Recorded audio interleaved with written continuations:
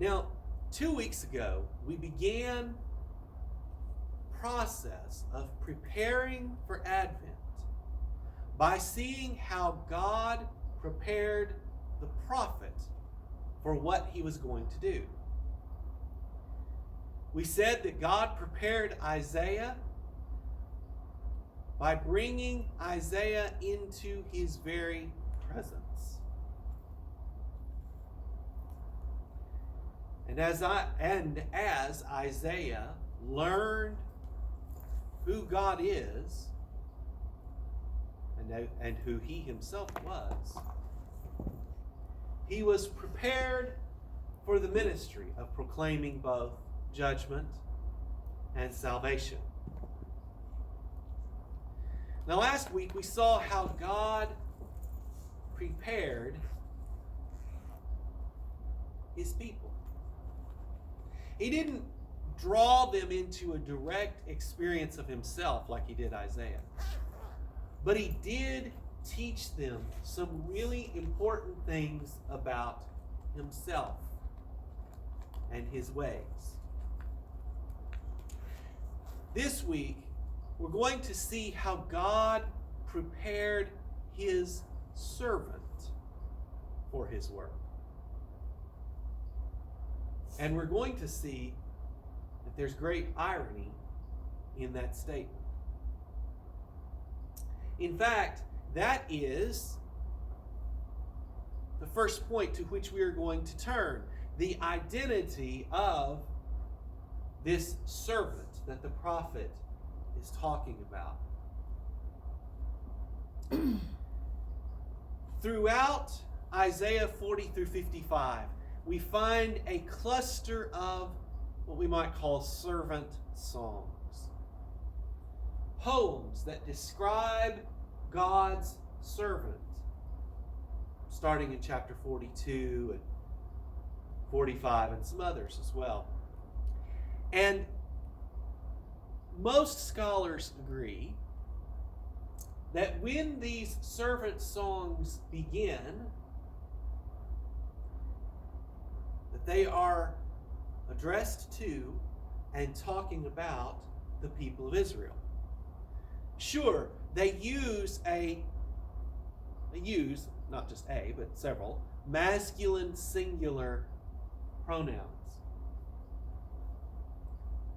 But this servant singular is a symbol of the people of Israel. But there's always just a little bit of ambiguity about that. Especially when you read these songs from a Christian perspective. And the more that you go along in these servant songs, the more acute the ambiguity becomes, until in our song, it's quite clear that he's not talking, at least primarily, about the people of Israel.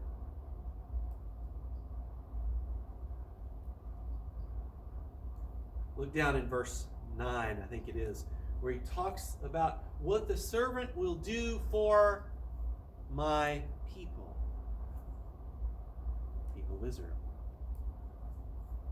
And yet, that background of talking about Israel as God's servant is the background for this text.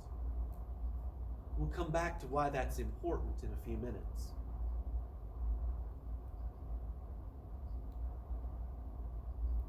Now, what is it that we learn about this servant? Well, there's this tension in our text. The tension between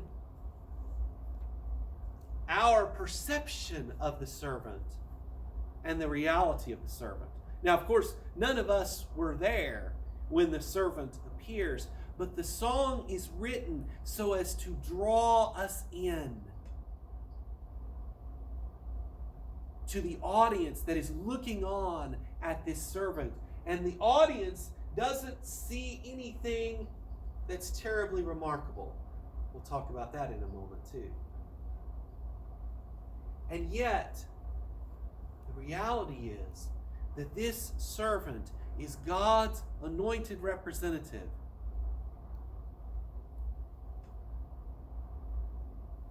This servant is great and powerful.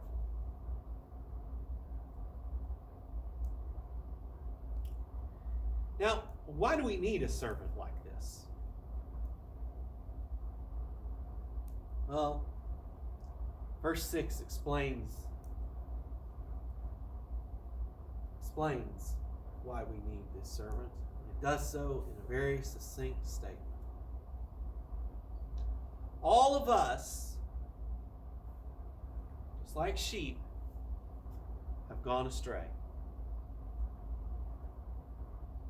We are all sheep. Now, there's a lot of bad preaching done on sheep. Sheep are not dumb. They're intelligent and curious, which is probably why they get into some trouble sometimes. But they are also, at some level, defenseless against the troubles of this world. In a fight between a wolf and a sheep, or a lion and a sheep, or a leopard and a sheep, or a bear and a sheep, who are you taking? Are you taking the sheep? No, you're not. And when sheep get lost, they get all sorts of stuff stuck in their wool, stuck in their hooves. In a word, they get dirty. That's us.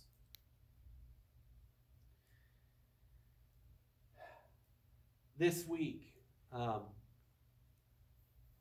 the B.H. Carroll Theological Institute, we had Dr. Diane Langberg for our fall colloquy, a time when faculty and doctoral students get together to engage important topics in Christian ministry and scholarship. And Dr. Langberg is a psychologist. She's been practicing for 50 years. She is world-renowned for her expertise in trauma and abuse. And she especially specializes in two kinds of trauma. The trauma experienced by veterans of war and the trauma experienced by sexual abuse victims. There are a lot of similarities between the two. There are some differences too, but there are a lot of similarities. And one of those similarities is that the human mind is not well equipped to deal with either. The truth is, folks, there are lots of predators in our world and even in our churches.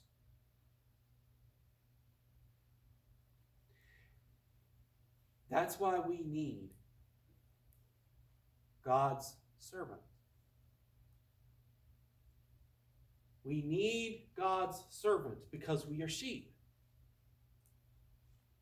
We get dirty. We get eaten. We get mauled. Now it's interesting, not surprising at all, but interesting, that here we are described as sheep. We'll see why in a moment. But what is it that God's servant can do to help these otherwise helpless sheep, you and me? Well, the servant helps us in at least 4 ways. First of all, the servant shares human experience. And not the good experiences, for the most part, like making love, raising children. No. He shares the hard experiences of being human. the experience of physical and psychological pain.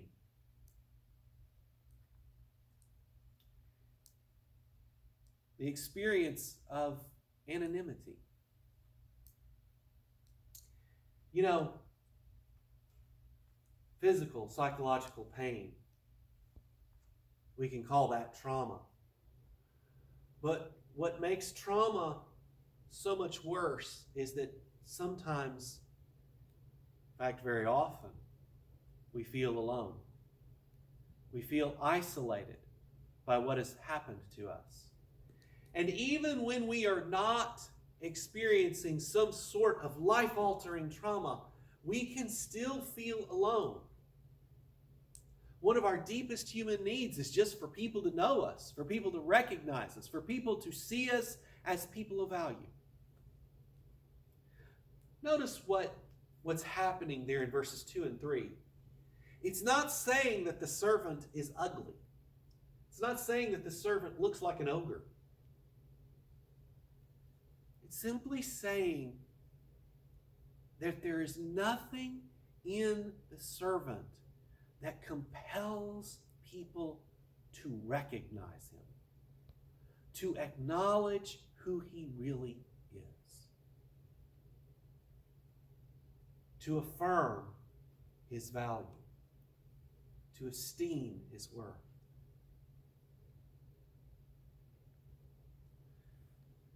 But the servant does more than just share our pain and our anonymity. He shares the human experience of shame. Among other things, shame is, psychologically speaking, that sense that either everyone is about to cut us off or they already have. It is that fear of being disconnected from human society that causes us to close ourselves off. It is, according to psychiatrist Kurt Thompson, what Adam and Eve do when they realize they've messed up, they've disobeyed God. The human reaction to a possible disturbance in our relationships with others is to hide. It is to hide that thing that we are afraid will destroy us. Dr. Langberg observed that we do it all the time. Even when there is not necessarily a threat that people will reject us, we still hide. Why? Because people are really good at heaping shame upon us. Now we've switched from a psychological definition to a sociological or cultural anthropological definition. In this case, shame is public disrepute. It's people constructing our identity for us in negative ways. And that's what we have here. That's what is described. The people, you and me.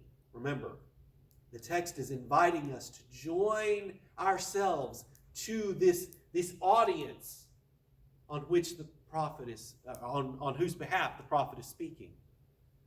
We have shamed him. Why? Because we believe he is shamed by God. We believe that he is cursed. And those two things often go together. We assume that someone who we don't like is not liked by God. And when we decide that they're not liked by God,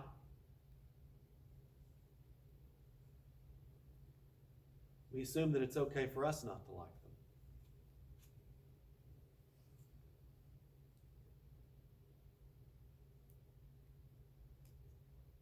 He shared our experience of shame. And shame often leads to injustice. He shared our experience of injustice, of undeserved physical and psychological pain, of undeserved anonymity, undeserved shame, and ultimately, undeserved death. Yes, the servant shares that experience too. But what good does all of this do? Well, one thing that the servant does is, even in the midst of sharing all of these experiences that are at the root of human sinfulness, we often do the things that we do to cope with these negative experiences in our lives: suffering, anonymity, shame, injustice, death. But the servant fulfills Israel's vocation. He does what the servant of the Lord in these previous servant songs did not. Now, what does that mean? In Isaiah, it really means two things. And you can see this throughout the prophetic literature. Think about Amos. Think about Hosea. And others as well.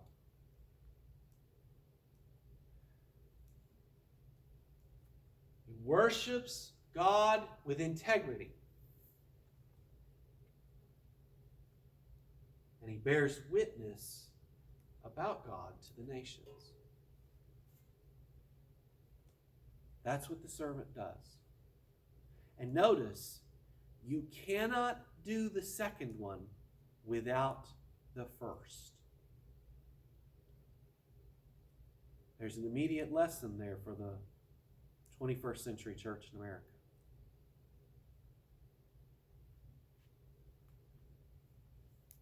He worships God with integrity, and he bears witness about God to the nations. That witness is all the more powerful because he shares our experiences. And because he shares those experiences, yet without sin, as Hebrews points out, he can offer atonement for our sin. He is punished when we should have been. Now, atonement has become a controversial topic these days. You'll have some people, like psychiatrist Tim Jennings, argue that, for example, penal substitutionary atonement is a corruption of biblical teaching. Then you'll have other people push back and say, if you don't affirm penal substitutionary atonement, you're a heretic. You are outside of Orthodox Christianity. We're not going to get into all of that this morning. We're just going to say that the evil we have done had to be addressed. And that's what the servant does. And as you read on down in our text, you find that he does even more than that. He intercedes for us, for sinners like me and like you, with God. Again, think about Hebrews chapter 4, chapter 5. Jesus was tested in every way as you and I are. Now, does that mean that he had every single experience that we did? No. No. We've already said that he was never married. He never had kids. You may be wondering, can anybody who didn't raise teenagers really understand what it means to be human, right? But remember these categories that we're talking about here. physical and psychological pain, anonymity, shame, injustice, death. Jesus experienced them all. And nearly all of our negative experiences in life, maybe even you could say all of them, fall into one or more of those categories. Jesus experienced all of them. And yet,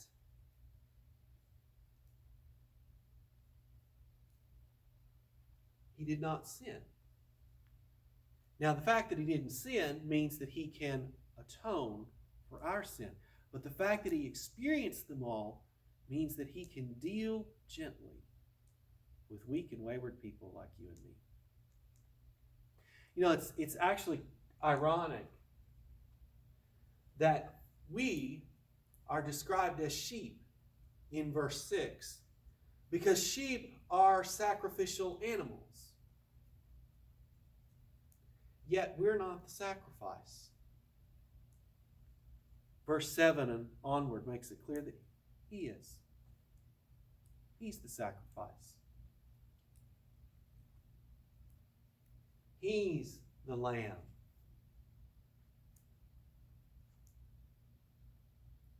As Revelation puts it, the lamb that was slain from the foundation of the world.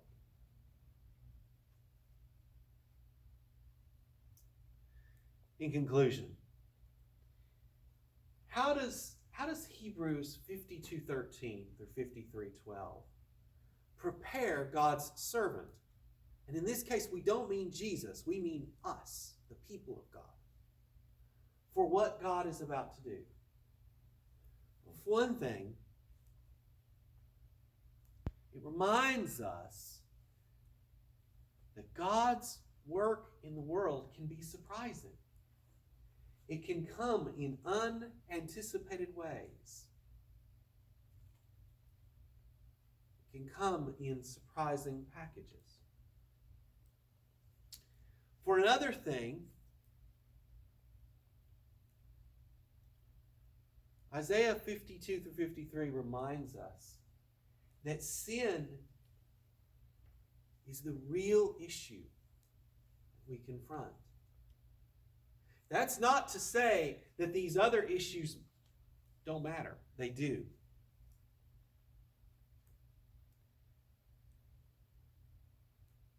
They all do.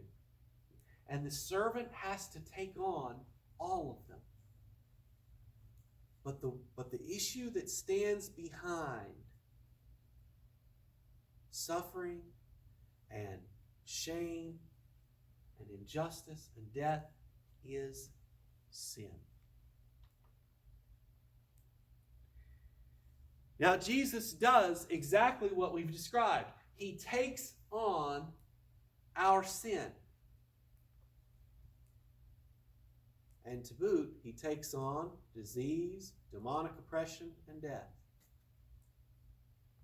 He overcomes them all in the power of God's Spirit.